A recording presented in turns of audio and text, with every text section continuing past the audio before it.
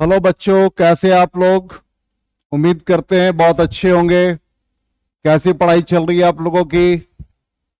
अच्छी चल रही होगी। इसके पहले का जितना भी वीडियो हमने बनाया उसको जरूर आपने देखा होगा। और अपने कमेंट बॉक्स में कुछ तो कमेंट किया करें। आज हम लोग नया चैप्टर स्टार्ट कर रहे हैं और ये चैप्टर करंट इलेक्ट्रिसिटी है। करंट इलेक्ट्रिसिटी में जो पार्ट हम लोग फर्स्ट पार्ट में पढ़ेंगे, इसके दो पार्ट हैं। इसमें पहला पार्ट में electric current, drift velocity, Ohm's law, cell, grouping of sales.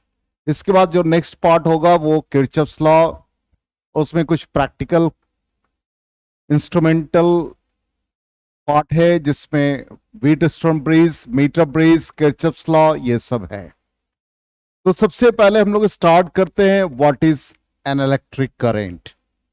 Electric current already आप जानते हैं, flow of charge through a conductor through any cross section of the conductor.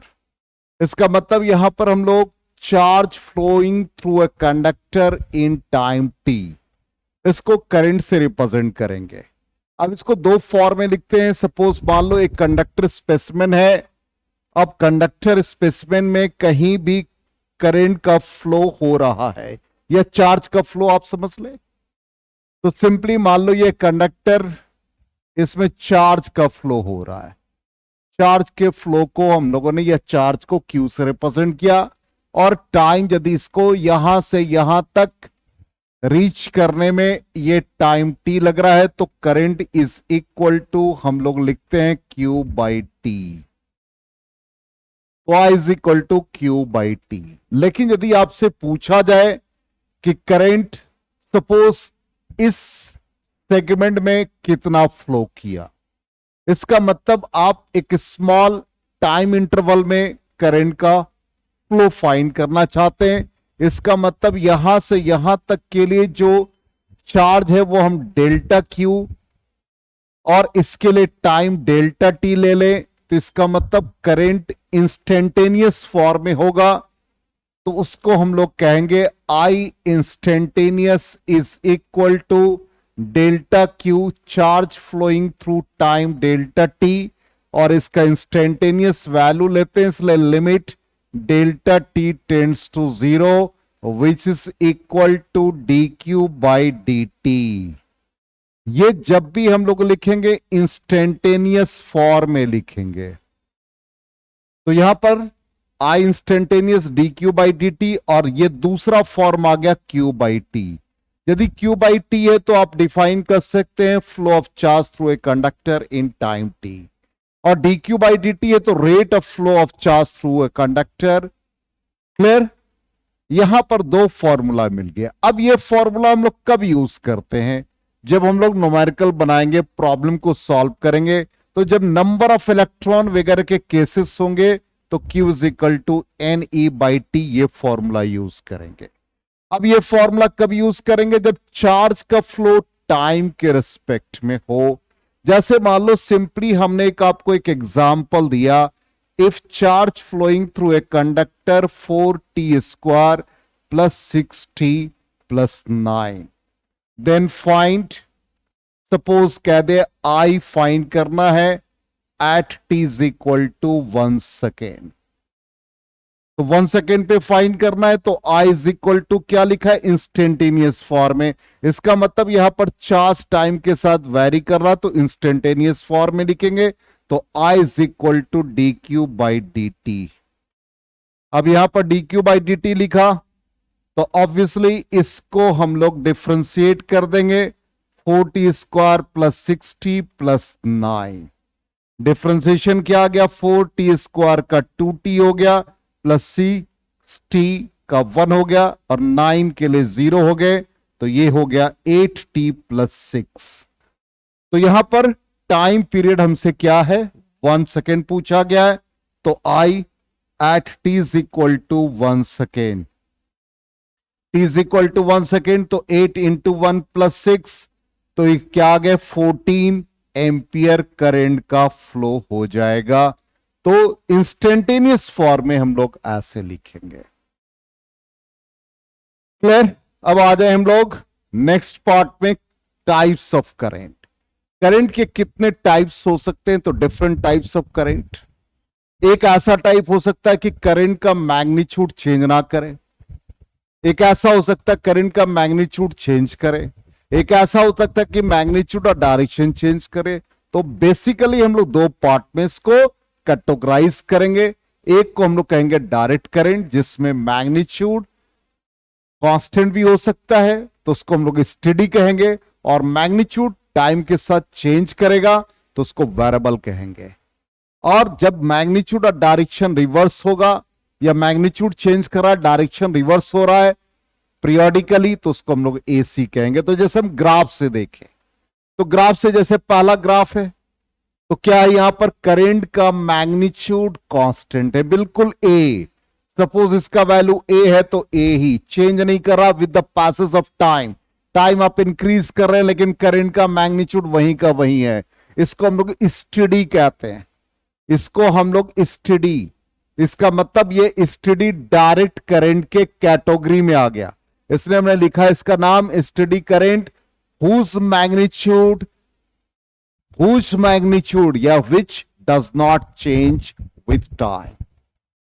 अब नेक्स्ट होगा मैग्नीट्यूड टाइम के साथ, मैग्नीट्यूड टाइम के साथ change करेगा। तो ये देख लीजिए ग्राफ में, बी ग्राफ, मैग्नीट्यूड चेंज कर रहा है, यहां आई का वैल्यू कुछ हो रहा है, यहां आई का वैल्यू कुछ हो रहा है। नेक्स्ट ग्राफ देखते हैं, ये भी चेंज कर रहा है। इसका मतलब यहां पर इस ग्राफ में ये ए ग्राफ जो रिप्रेजेंट कर रहा है, ये स्टेडी को रिप्रेजेंट कर रहा है, कांस्टेंट को रिप्रेजेंट कर रहा है, इसलिए हम लोग स्टेडी डायरेक्ट करंट नाम दे देंगे। और ए का, अब यदि हम बी और सी दोनों की बात करें, तो बी में मैग्नीट्यूड चेंज कर रहा है, सी में भी चेंज कर रहा है, इसलिए इसका नाम हम लोग वेरिएबल डायरेक्ट करंट कह देंगे, वेरिएबल डीसी। तो इसको हम लोगों ने नाम दे दिया, एक का नाम स्टेडी डायरेक्ट करंट, दूसरे का नाम वेरिएबल डायरेक्ट करंट। और थर्ड, जब ये डायरेक्शन रिवर्स करेगा पीरियोडिकली, देखिए पीरियोडिकली रिवर्स कर गया, इसका मतलब whose magnitude changes with time and direction reverses periodically, इसको हम लोग alternating current नाम देंगे। ये alternating current है, यहां पर डायरेक्शन रिवर्स हो रहा है। तो हमने क्या कहा आपको, बेसिकली दो टाइप, एक टाइप का नाम हमने डायरेक्ट करंट रखा, तो ये हमारा डीसी का फॉर्म हो गया। इसका मतलब A B C direct current को रिप्रेजेंट कर रहा है, और ये जो ग्राफ डी है ये एसी को रिप्रेजेंट कर रहा है। तो हमारे यहां जो इलेक्ट्रिक सप्लाई होता है वो एसी होता है, और जो हम लोग इन्वर्टर से करंट लेते हैं वो डायरेक्ट करंट, या सिंपली कार में जो बैटरी है वो डायरेक्ट करंट है, ट्रक में ऑटोमोबाइल में जो यूज होता है वो डीसी है। उसमें मैग्नीट्यूड चेंज करता है टाइम के साथ, डायरेक्शन रिवर्स नहीं होता। अब एसी और डीसी का यदि आपको एक जगह ग्राफिकली शो करना है कि कौन एसी और डीसी होगा, तो सिंपली हम लोग ऐसे ड्रॉ कर दें, तो ये डीसी को रिप्रेजेंट करेगा, इसका मैग्नीट्यूड टाइम के साथ चेंज कर रहा, डायरेक्शन रिवर्स नहीं हो रहा, तो ये डीसी को रिप्रेजेंट करेगा। अब ऐसा ग्राफिकल रिप्रेजेंटेशन हो जाए, ये डायरेक्शन रिवर्स हो रहा पीरियोडिकली, तो ये एसी को रिप्रेजेंट करेगा। तो ग्राफ से आप बता सकते एसी कौन है, डीसी कौन है। क्लियर? तो ये हम लोगों ने टाइप्स ऑफ करंट पढ़ा। अब कुछ इंपॉर्टेंट पॉइंट्स आ जाए। पहला पॉइंट ये होगा कि करंट किस किस पैरामीटर पर डिपेंड करेगा। तो ऑब्वियसली हम लोगों ने देखा कि यदि कंडक्टर का शेप, साइज बदल जाए, कंडक्टर का या वायर का टेम्परेचर, वायर के क्रॉस पोटेंशियल डिफरेंस, इसका मतलब 3 पैरामीटर पर डिपेंड करेगा। पहला क्या होगा, पोटेंशियल डिफरेंस, दूसरा शेप एंड साइज, और तीसरा टेम्परेचर ऑफ द वायर। तो 3 पैरामीटर पर डिपेंड करेगा। अब आ जाए, यदि करंट किसी कंडक्टर में फ्लो कर रहा है तो हम लोग जानते हैं फ्री इलेक्ट्रॉन्स का, ये यहां पर बाय मिस्टेक कंडक्टर्स लिखा गया है, ये फ्री इलेक्ट्रॉन्स होगा। तो free electrons in a definite direction, अब एट एनी इंस्टेंट जो नंबर ऑफ प्रोटॉन होते हैं कंडक्टर में वो नंबर ऑफ इलेक्ट्रॉन्स के इक्वल होते हैं, इसलिए net charge through a wire यदि आपसे पूछा जाए तो आप कहेंगे कि नेट चार्ज 0 होगा। Net charge through a wire 0, क्योंकि number of protons number of electrons के इक्वल। अब आ जाए हम लोग जो डोमेस्टिक अप्लायंसेस हम लोग यूज करते हैं, जैसे इलेक्ट्रिक बल्ब है, फैन है, इन सब के लिए करंट का जो फ्लो होता है वो 1 एम्पियर के ऑर्डर में होता है। और जब बिजली कड़कती है लाइटनिंग, उस समय 10 टू द पावर 4 एम्पियर बहुत ज्यादा करंट का फ्लो होता है। और जो हमारे नर्व्स में करंट का फ्लो होता है वो 10 टू द पावर -6, जिसको माइक्रो एम्पियर के फॉर्म में भी कहते हैं हमारे नर्व्स में। इसलिए कभी कभी हम लोग बैठे रहते हैं या कार में ट्रैवल करते हैं तो खिड़की वगैरह या विंडो पर हाथ ऐसे तो थोड़ा सा झटका लगता। क्यों? Potential V is equal to IR। अब करंट हमने कहा हमारे नर्व्स में कितना है, 10 टू द पावर -6। एक ह्यूमन बॉडी का जो रेजिस्टेंस है ड्राई कंडीशन में, ह्यूमन बॉडी का रेजिस्टेंस ड्राई कंडीशन में 10 किलो ओम होता है। 10 किलो ओम आइडियल कंडीशन। तो यहां पर ये 10 किलो ओम, तो 10 टू द पावर 3 कर दे तो आप देख लीजिए कितना आ गया, 10 टू द पावर 4। इसका मतलब 10 टू द पावर -2 वोल्ट हमारे बॉडी में पोटेंशियल डेवलप होता है, इसलिए हमको कभी कभी शॉक भी लगता है।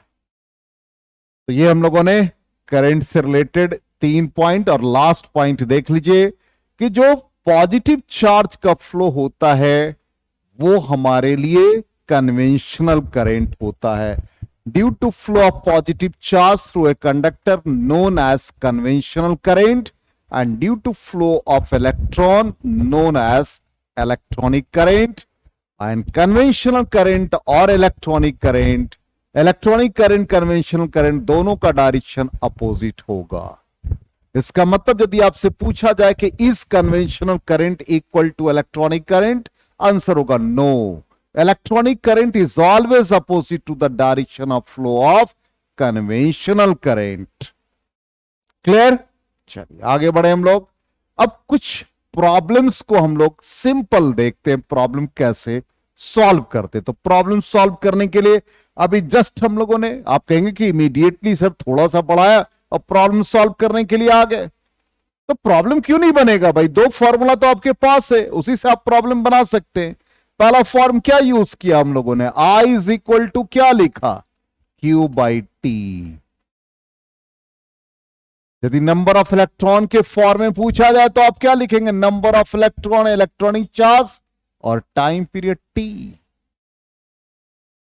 सेकेंड फॉर्म क्या यूज कर सकते हैं, सपोज एक न्यूक्लियस के अराउंड इलेक्ट्रॉन रिवॉल्व कर रहा है और आपसे पूछा जाए इलेक्ट्रॉनिक करंट, इलेक्ट्रॉन में करंट कितना डेवलप किया, तो I is equal to Q/T।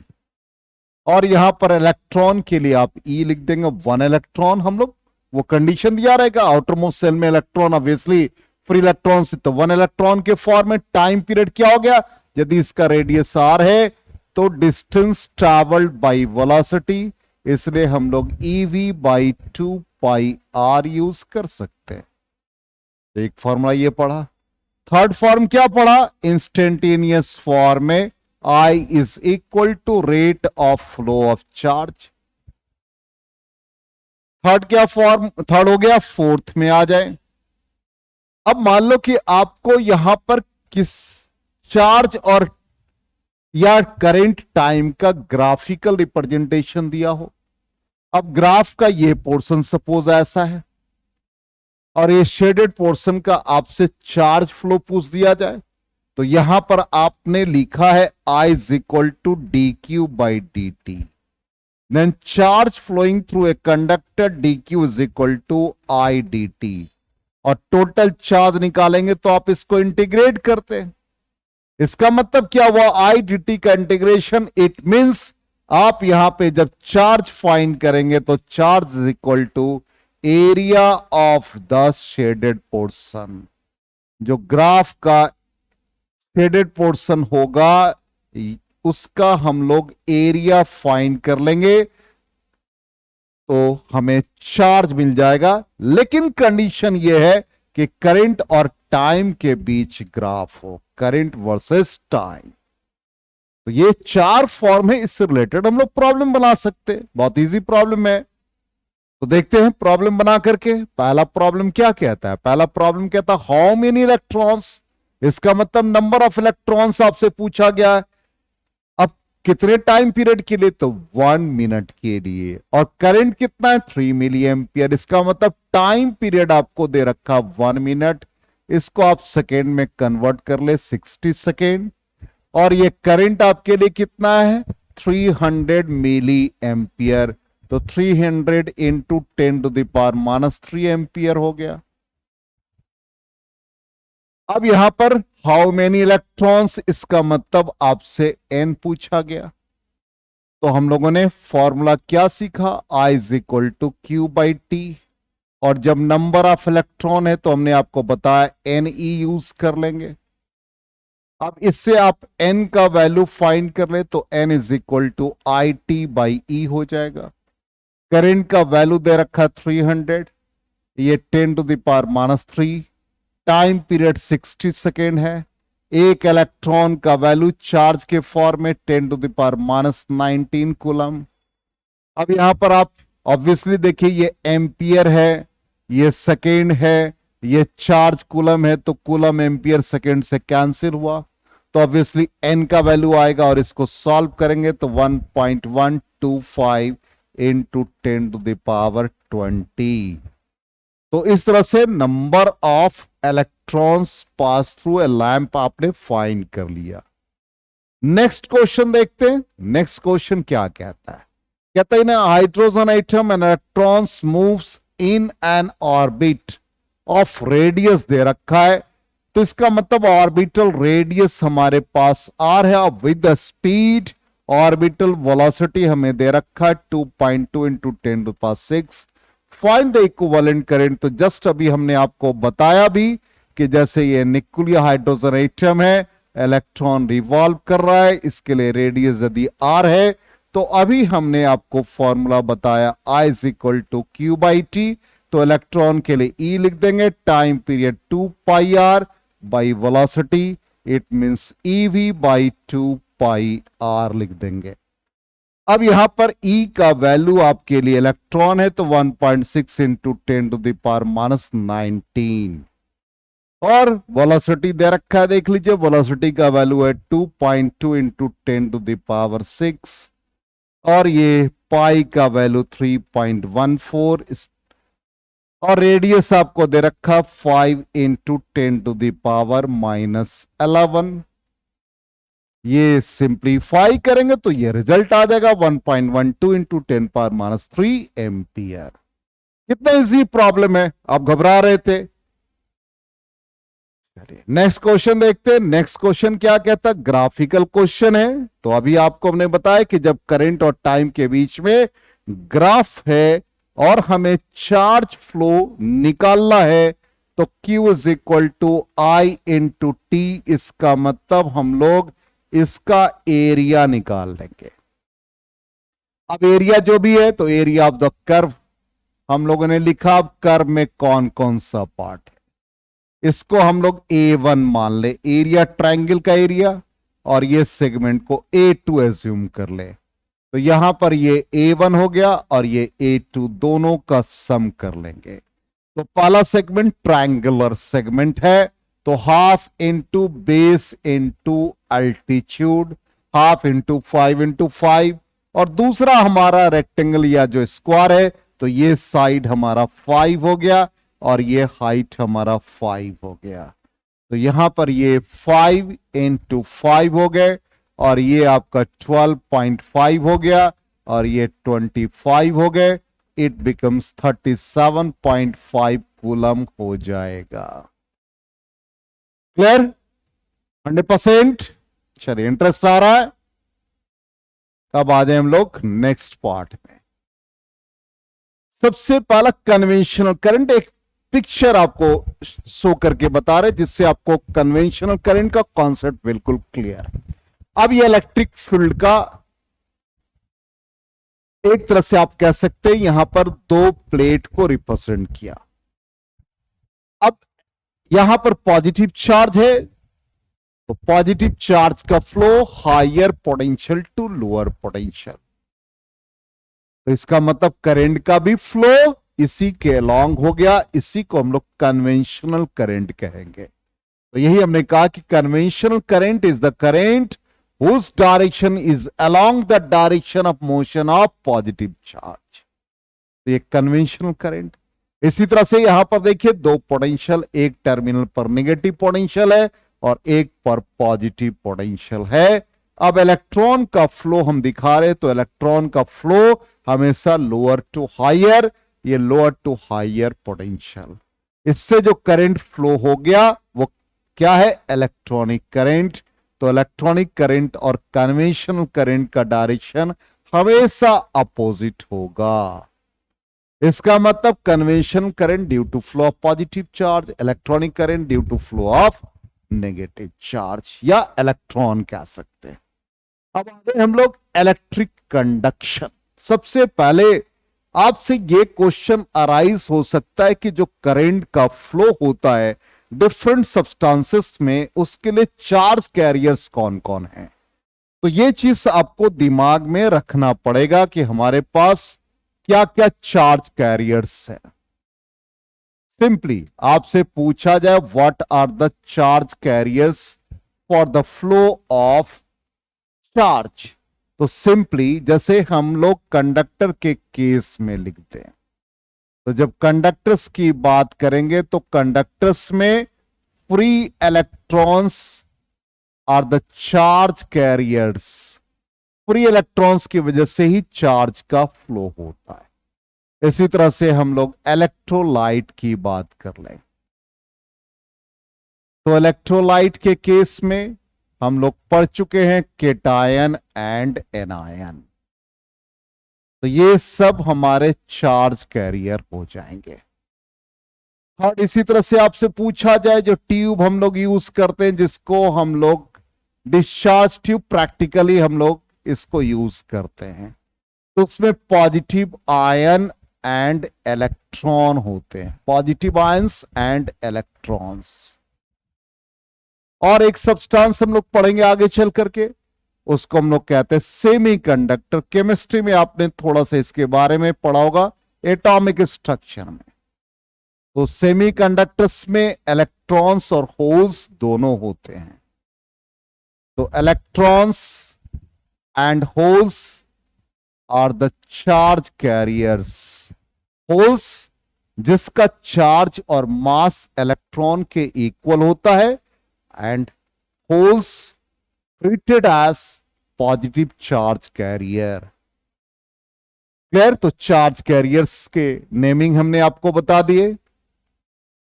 अब इलेक्ट्रिक कंडक्शन कैसे होता है इसको समझते हैं।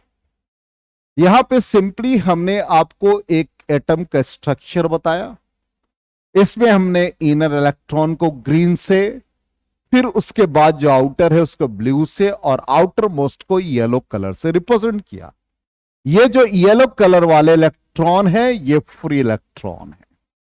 तो एक कंडक्टर स्पेसिमेन ले लिया सिलेंड्रिकल, इसमें हमने डिफरेंट प्लेसेस पे एटम्स को अरेंज कर दिया आपको दिखाने के लिए, और इसके जो फ्री इलेक्ट्रॉन्स है उसको हमने येलो कलर से मार्क कर दिया।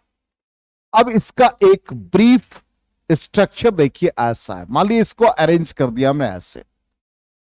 अब यहां पर ये इलेक्ट्रॉन इस पॉजिटिव मेटल आयन से कोलाइड करेगा, फिर इससे करेगा, फिर इससे करेगा, ऐसे ही दूसरे इलेक्ट्रॉन इससे करेंगे, इससे करेंगे, फिर नेक्स्ट इलेक्ट्रॉन भी आ जाए तो ये इलेक्ट्रॉन इससे किया, फिर यहां पर इस पॉजिटिव मेटल आयन से किया, फिर इस पॉजिटिव मेटल आयन से किया। तो ये सारा मोशन रैंडम मोशन कहलाता है। जिगजैग पाथ है, इसको हम लोग रैंडम मोशन कहते हैं। जैसे आपकी फ्रेंडशिप रैंडम है, मान लिया आपको 4 o'clock कहीं कोचिंग सेंटर में पहुंचना है, 3 o'clock आप चले घर से, आपके एक दोस्त ने कहा कि यार कोचिंग तो 1 घंटे बाद है, तब तक हम लोग थोड़ा एंजॉय करते हैं, मार्केट में घूमते हैं। फिर थोड़ी देर के बाद दूसरा फ्रेंड बोलता है नहीं यार कुछ टिक्की चाट गोलगप्पे खाते हैं। तीसरा फ्रेंड बोलता है रहने दो यार, आज 4 बजे के क्लास छोड़ देते, बंक मार लेते हैं। इसका मतलब इस पूरे टाइम ड्यूरेशन में आपने नहीं पढ़ा। इसका मतलब वो जितने भी फ्रेंड आपको डाइवर्ट कर रहे थे वो सारे रैंडम फ्रेंडशिप है। इसका मतलब आपकी पढ़ाई 0। तो जब भी इलेक्ट्रॉन का रैंडम मोशन होगा तो उसका एवरेज वेलोसिटी ऑलवेज 0, और ये रैंडम मोशन होता in the absence of electric field. इसका मतलब इस कंडक्टर में कहीं से कोई भी बैटरी का कनेक्शन नहीं है, कहीं से कोई इलेक्ट्रिक फील्ड का सप्लाई नहीं है, इसलिए ये रैंडमली मूव करते रहते हैं, रैंडम मोशन में होते हैं। अब यहां पर इसी को हमने आपको रिप्रेजेंट किया कि जब रैंडम मोशन होगा तो किस स्पीड से वो पार्टिकल या इलेक्ट्रॉन मूव कर रहा है। तो यहां ये इलेक्ट्रॉन इससे कोलाइड किया, इससे कोलाइड किया, इससे कोलाइड किया, इसका रैंडम थर्मल स्पीड और इसका वैल्यू 10⁵ मीटर पर सेकेंड होता है। तो जब भी रैंडमली इलेक्ट्रॉन मूव करते हैं तो ऑब्वियसली उसके बीच में थर्मल एजिटेशन होता है, इसलिए नाम पड़ गया थर्मल वेलोसिटी, जिसका वैल्यू 10⁵ मीटर पर सेकेंड है।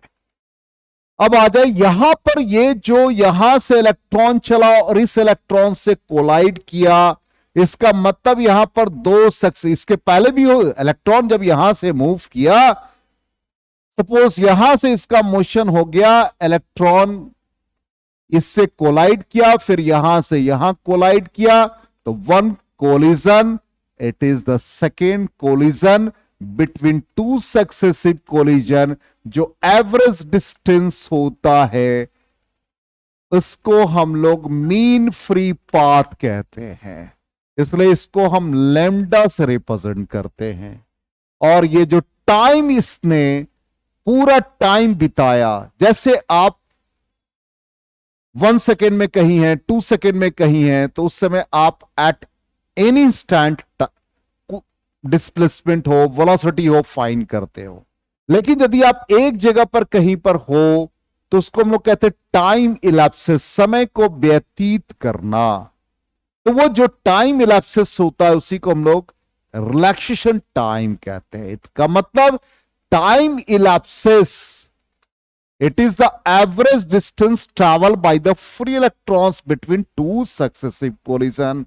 और relaxation time का मतलब होता है time elapses between two successive collision। दो successive collision के बीच जो टाइम आपने व्यतीत किया है उसी को हम लोग रिलैक्सेशन टाइम कहते हैं। क्लियर? अब ये रिलैक्सेशन टाइम का ऑर्डर, ये सब हम लोग आगे पढ़ेंगे, ये 10⁻⁻14 सेकेंड के ऑर्डर में होता है। ये सब आपको हम कॉन्सेप्ट दे रहे हैं। अब नेक्स्ट पार्ट देखिए, यहां से यदि ये in the absence of field, ये इलेक्ट्रॉन यहां से मूव किया, कोलाइड किया, फिर इससे कोलाइड किया, फिर इससे कोलाइड किया, इससे कोलाइड किया, तो डायरेक्शन तो बदलता जा रहा है, इसलिए हमने उसका वैल्यू लिखा u1, u2, u3, u4 up to un जो भी है। अब इसका टोटल नंबर ऑफ इलेक्ट्रॉन से डिवाइड कर दो तो ये क्या देगा, एवरेज रैंडम थर्मल वेलोसिटी, जिसका वैल्यू 0 होगा। इसलिए एवरेज रैंडम थर्मल वेलोसिटी हम लोग 0 लिखते हैं। क्लियर? अब आ जाए हम लोग एक नेक्स्ट एग्जांपल की। यहां पे जो आपसे पूछा जाए what are the causes of electric current, तो इलेक्ट्रिक करंट का रीजन आप जानते ही हैं, 10th स्टैंडर्ड पढ़ा, due to flow of electrons.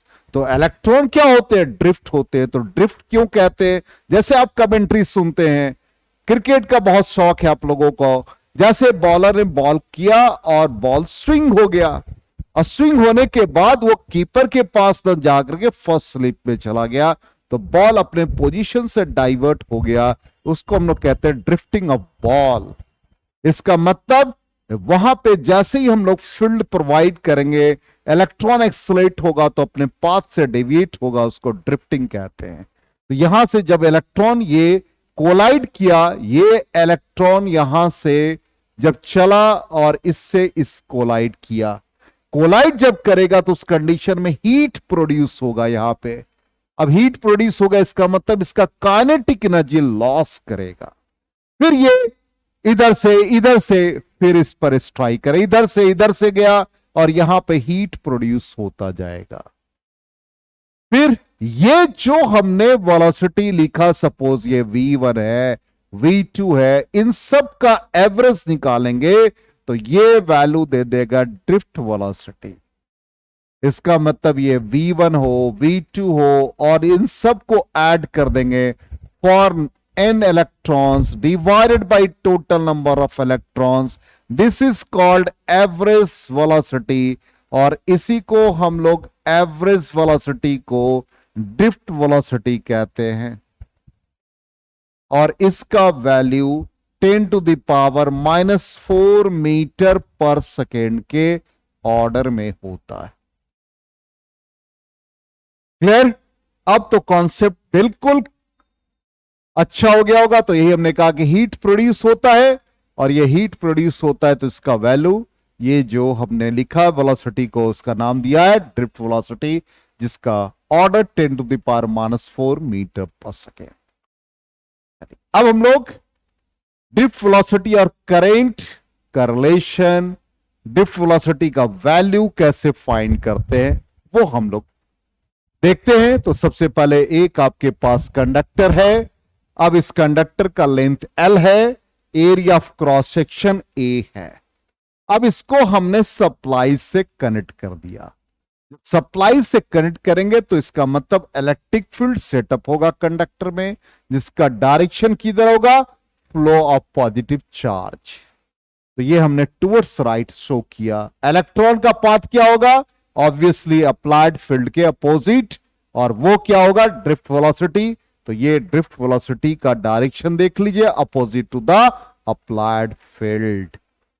अब इसका मतलब यहां पर करंट का जब सेटअप हुआ due to drifting of electrons, देखिए हमने पहले यहां पर फिर से आप देखेंगे, रिपीट कर रहे हैं, ड्रिफ्ट वेलोसिटी इसका डायरेक्शन ये है, तो करंट जो सेटअप होगा opposite to the direction of flow of electron. अब इसके कारण से यहां पर एक इलेक्ट्रिक फील्ड का सेटअप होगा।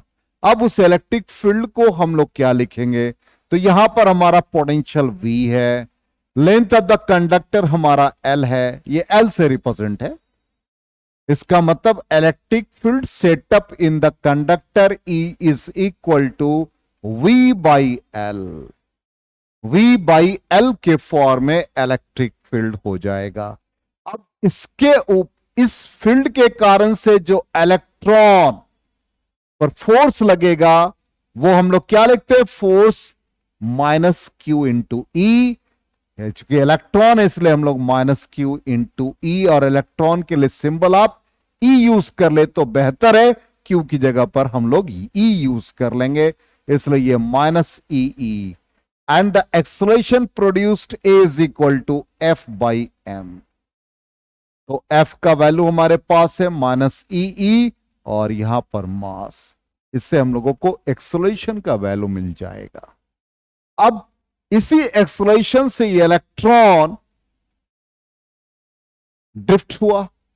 इसका मतलब हम लोग इसका एक फाइनल वेलोसिटी और इनिशियल क्या था, रैंडम वेलोसिटी। आपने एक्सेलरेट किया और between two successive collision time क्या लिखा था, रिलैक्सेशन टाइम। तो उसका हम लोग अब एक्सेलरेशन हम लोगों को मिल गया। अब यही हम लोगों ने लिखा इलेक्ट्रिक फील्ड, और यहां पर फोर्स एक्सपीरियंस। अब हम लोग जब ये फ्रीक्वेंटली कोलाइड करता है तो हम लोगों ने कहा था इसका टाइम ड्यूरेशन, रिलैक्सेशन टाइम, और ये जो डिस्टेंस ट्रैवल होगा वो मीन फ्री पाथ। अब इसी के फॉर्म में हम लोग इसको लिखेंगे। तो फाइनली हम लोगों को वेलोसिटी v1 मिलेगा for time τ1 relaxation time, between two successive collision. तो V1 मिला, initial random thermal velocity U1, acceleration A time τ1। इसी तरह से सेकेंड के लिए लिख दे V2, सेकेंड के लिए U2 plus A τ2 and so on. तो Vn is equal to UN plus A τn हो जाएगा। अब इन सबको हम लोग ऐड कर देंगे। तो V1 plus V2 plus V3 up to Vn। Left hand side में सबको हमने ऐड कर दिया। राइट हैंड साइड में भी U1 plus U2 plus U3 up to UN। फिर एक्सेलरेशन वाले पार्ट है तो A, और टाइम पीरियड क्या है τ1, τ2, τ3। टॉर्क जैसे रिप्रेजेंट कर रहे हैं इसलिए हम लोग इसको टॉ कहते हैं। टॉर्क का सिंबल यही था, नंबर ऑफ इलेक्ट्रॉन्स से दोनों तरफ डिवाइड कर दिया, टोटल नंबर ऑफ इलेक्ट्रॉन्स। यहां भी टोटल नंबर ऑफ इलेक्ट्रॉन्स से दोनों साइड डिवाइड कर दिया। ये हमें क्या देगा, रैंडम थर्मल वेलोसिटी, और ये क्या देगा, एवरेज रिलैक्सेशन टाइम। और इसको हम लोगों ने क्या डिफाइन किया था, ड्रिफ्ट वेलोसिटी। इसको हम लोगों ने क्या कहा था, रैंडम थर्मल वेलोसिटी। और ये एवरेज वैल्यू क्या देगा, 0। और ये क्या देगा, एवरेज, तो τn नाम दे देंगे, τn एवरेज रिलैक्सेशन टाइम। इसका मतलब finally Vd is equal to U average plus A τn। अब यहां पर ये 0 पुट कर देंगे तो drift velocity Vd is equal to A τn मिल जाएगा। ये फाइनल रिजल्ट आया। अब एक्सप्रेशन का वैल्यू सब्स्टिट्यूट कर दे तो Vd is equal to minus EE by M into τn। तो इलेक्ट्रिक फील्ड के टर्म में ये आ गया।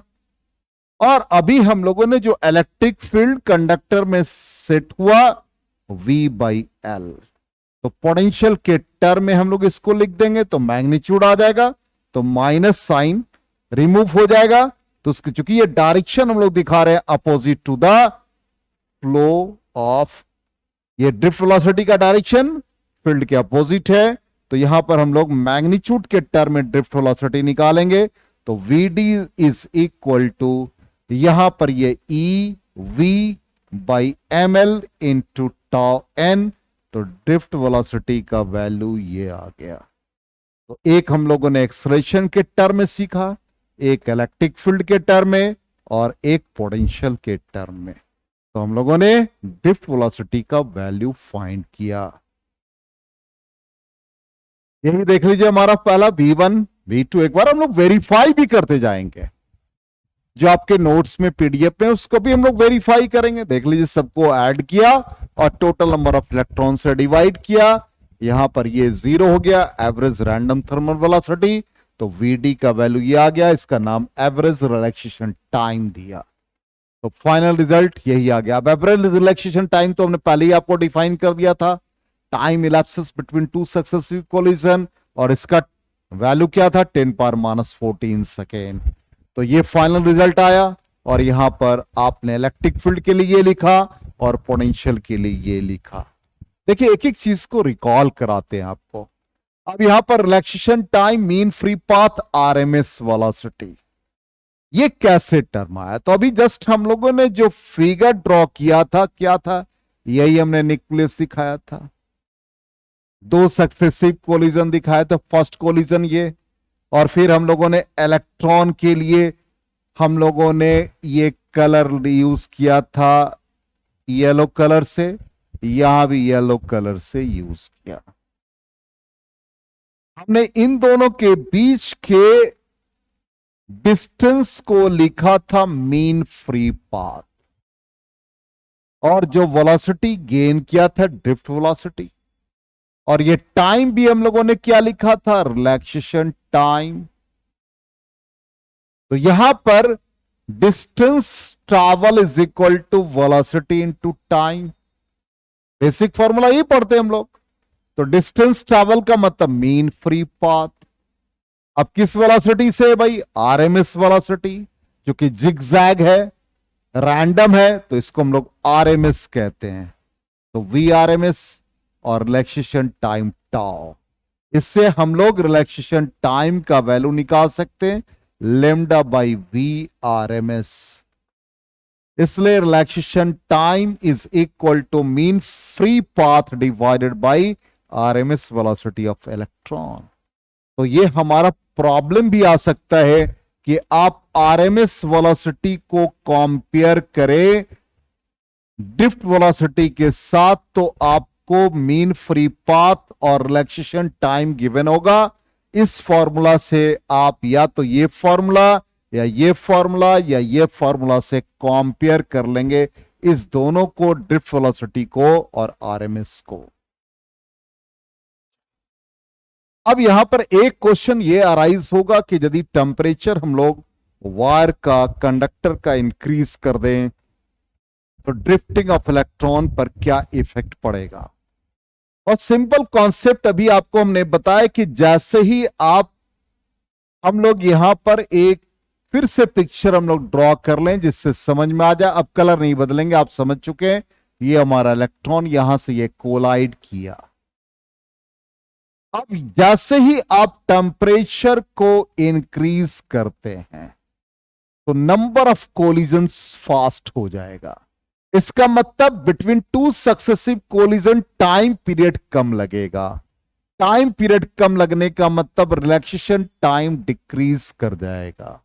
और drift velocity directly proportional to relaxation time in all cases. सब केस में ड्रिफ्ट वेलोसिटी टाइम के डायरेक्टली प्रोपोर्शनल है, इसलिए ड्रिफ्ट वेलोसिटी भी डिक्रीज कर जाएगा।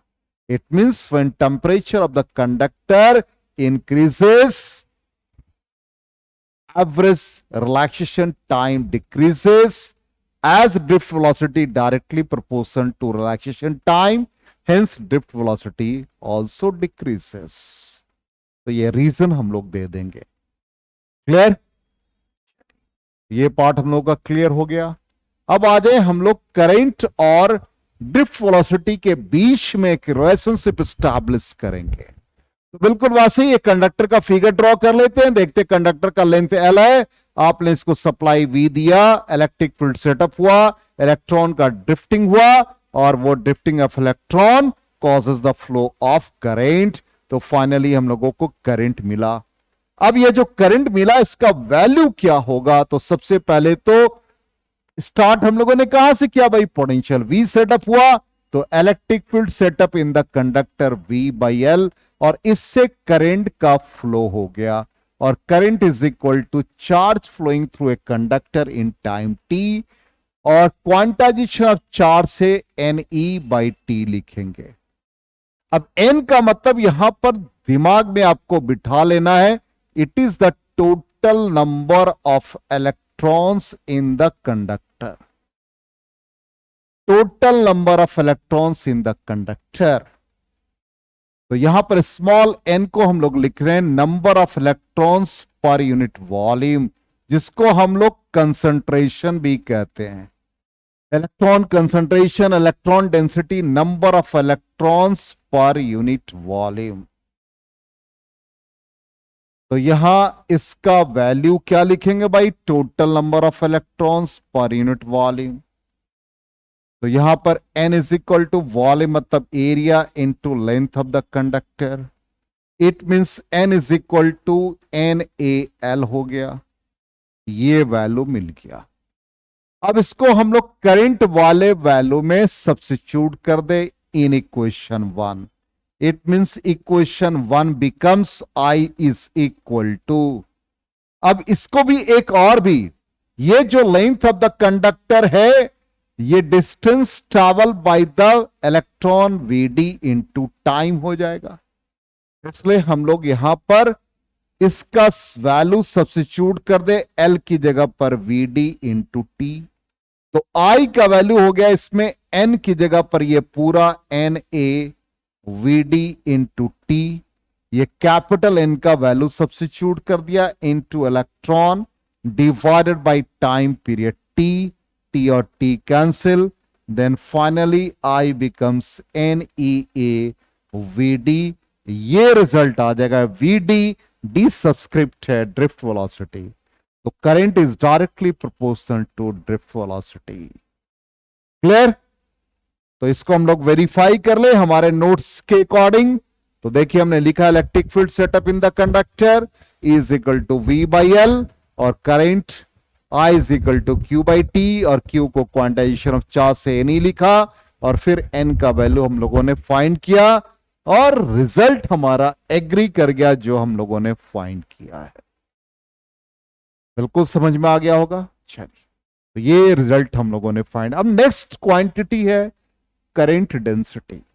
करंट डेंसिटी, डेंसिटी का मतलब क्या है कि जैसे मान लो कि आपने एक वायर लिया, अब उसके non uniform area of cross section है, जहां पर एरिया ज्यादा है वहां पर लेस डेंसिटी होगा इलेक्ट्रॉन का, जहां कम है इलेक्ट्रॉन बिल्कुल कॉन्ट्रैक्ट होंगे, इसका मतलब वहां डेंसिटी हायर है। इसको जो क्वांटिटी मेजर करता है उसी को करंट डेंसिटी, और इसका डायरेक्शन हमेशा फ्लो ऑफ इलेक्ट्रॉन के अलोंग होता है। अब यहां पर ये क्रॉस सेक्शनल एरिया से करंट का फ्लो हो रहा है जिसका डायरेक्शन एरो है, वही हमने करंट डेंसिटी का भी डायरेक्शन लिया। अब करंट डेंसिटी, चूंकि करंट स्केलर क्वांटिटी है लेकिन डायरेक्शन तो है फ्लो ऑफ इलेक्ट्रॉन के अपोजिट, इसलिए वो जो डायरेक्शन होगा वही करंट डेंसिटी का होगा। अब यहां पर एरिया ds है, अब ds यदि मान लो वायर ट्विस्टिंग है तो ds का कंपोनेंट करंट डेंसिटी या करंट के अलोंग क्या होगा। यदि ये एंगल थीटा फॉर्म करता है तो इसके कंपोनेंट ds के ds cos theta in the direction of current. इसलिए current density at a point is defined as the current flowing through a conductor per unit area, current by area. अब यहां पर हम लोग इसको किस फॉर्म में लिखेंगे, इसको फॉर्म में लिखने यहां पर एज्यूम कर लिया कि suppose DI total current I है, तो पर्टिकुलर इस सेगमेंट के लिए हम लोगों ने DI लिख दिया। तो current density is defined as the current flowing through this area DI and component of area vector in the direction of current, तो ds cos theta, it means di is equal to j ds cos theta, a b cos theta becomes a dot b, इसलिए इसे हम लोग लिख देंगे j dot ds, integrating both sides then I becomes integration of j dot ds, it is the dot product of two vectors, current density vector quantity, area vector vector quantity, vector dot vector scalar, इसलिए current scalar quantity. Clear 100%? तो यहां पर mathematically भी हम लोग एक बार check कर लें, तो यही हम लोगों ने लिखा, तो I is equal to J dot ds। अब suppose non uniform area of cross, हाँ एक और एक रिजल्ट हम लोग फाइंड कर सकते हैं। करंट का वैल्यू हम लोगों ने क्या लिखा था, इस फॉर्म में भी, ड्रिफ्ट वेलोसिटी के फॉर्म में भी लिख सकते हैं। तो current density is equal to current by total area. Suppose क्योंकि करंट टोटल ले रहे हैं, यह हमने DI लिया और यहां पर टोटल कंडक्टर के लिए I, तो पूरा एरिया हमारा A, तो I इज इक्वल टू हम लोगों ने लिखा NEAVD divided by area, area area cancel, it is NEVD। इसलिए करंट डेंसिटी हम लोग इस तरह से लिखेंगे। अब मान लो कि यहां पर non uniform area of cross section आ जाए, नॉन यूनिफॉर्म, लेकिन करंट का फ्लो सेम होगा। यहां से करंट का फ्लो हमने दिखाया I, ये I, तो ऑब्वियसली I, यदि इसका area of cross section S1, इसका area of cross section S2, then current density will be different. तो J1 is equal to I by S1 and J2 is equal to I by S2। इसका मतलब current remains constant through a conductor. Clear? तो different current density हो जाएगा different area of cross section के लिए, इसलिए J1 I S by S1, J2 I by S2। अब आ जाए next term mobility. Mobility of a charge carrier. Mobility means motion.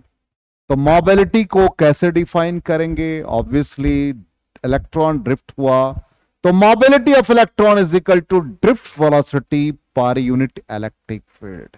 Mobility किसी चार्ज कैरियर का होता। हमने कितने चार्ज कैरियर आपको बताए? कंडक्टर के केस में फ्री इलेक्ट्रॉन, सेमीकंडक्टर केस में इलेक्ट्रॉन एंड होल्स। अब मोबिलिटी को हमने drift velocity per unit electric field कहा। अब drift velocity per unit electric field ये हमेशा पॉजिटिव होता और डिपेंड करेगा नेचर ऑफ चार्ज कैरियर। इसका मतलब इलेक्ट्रॉन का मोबिलिटी अलग, होल के मोबिलिटी अलग हो जाएंगे। अब इसी को हम लोगों ने मोबिलिटी को लिखा इस फॉर्म में। तो मोबिलिटी होता है mu drift velocity per unit electric field. Drift velocity का वैल्यू हम लोगों ने लिखा एक्सेलरेशन इनटू टाइम। एक्सेलरेशन को क्या लिखा था? E by m into time, मतलब रिलैक्सेशन टाइम। तो वीडी का वैल्यू सब्स्टिट्यूट कर दो, तो e by m into tau n divided by, या टॉ भी सिंपली लिख सकते हैं, ई और ई कैंसिल हो जाएगा, तो e by m into tau n लिखे, या टॉ भी सिंपली। इसका मतलब मोबिलिटी को हम लोग रिलैक्सेशन टाइम के फॉर्म में ये लिख सकते हैं। मोबिलिटी हम इलेक्ट्रॉन का निकालेंगे तो यहां पर हम लोग ई लिख देंगे, charge of electron, mass of electron. Mobility हम होल का निकालेंगे तो ई बाई एम लिख देंगे, टॉ लिख देंगे। इसका मतलब इलेक्ट्रॉन का और होल का मोबिलिटी सेम होगा। रीजन क्या है? मास ऑफ इलेक्ट्रॉन और मास ऑफ होल इक्वल होते हैं। तो ये पार्ट हम लोगों ने किया। आप करंट डेंसिटी के फॉर्म में भी लिख सकते हैं। तो करंट डेंसिटी के फॉर्म में अभी जस्ट हम लोगों ने पढ़ा, करंट डेंसिटी क्या था?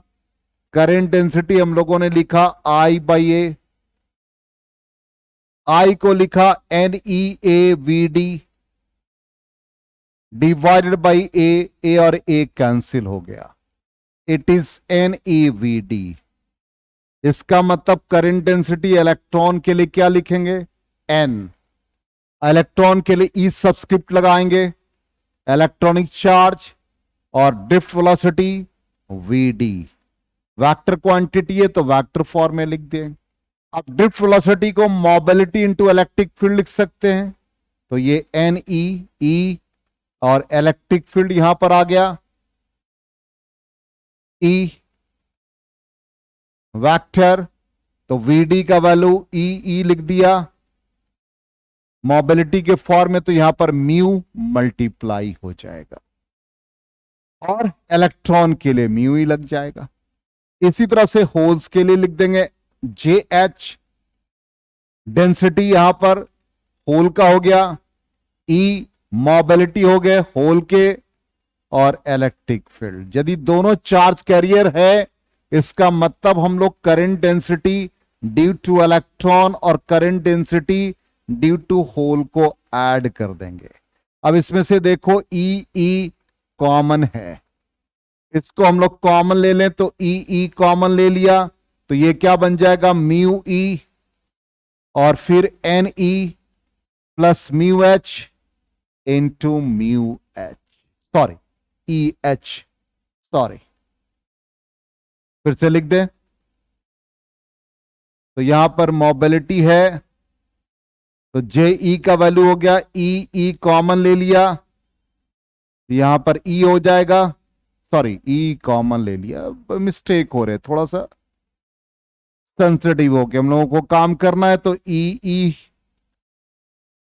NE mu E NH and mu H, वही हमारा रिजल्ट है। तो इस तरह से हम लोगों ने करंट डेंसिटी को डिफरेंट फॉर्म में लिखा, मोबिलिटी को भी डिफरेंट फॉर्म में लिखा। तो जितने भी हम लोगों ने इनिशियल पार्ट का पैरामीटर था करंट, ड्रिफ्ट वेलोसिटी, इन सब को कोरिलेट किया। उम्मीद करते हैं आपको ये वीडियो अच्छा लगा होगा। आप लोग भाई चैनल को सब्सक्राइब करते जाओ और लोगों को बताते जाओ कैसा लग रहा है आपको हमारा वीडियो। अपने रिमार्क्स भी भेजते जाएं। Thank you and good bye.